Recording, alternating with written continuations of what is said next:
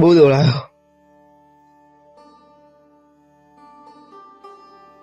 હા પૈસા હશે, ₹1,00,000 તો હશે. ₹1,00,000 ફોનમાં વાત કરતો હતો ને, ₹1,00,000 તો હશે.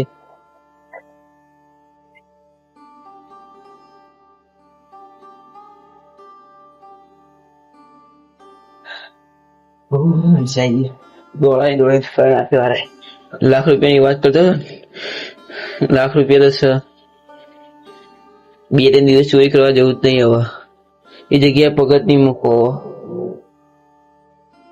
થાકી ગયા તો એ લોકો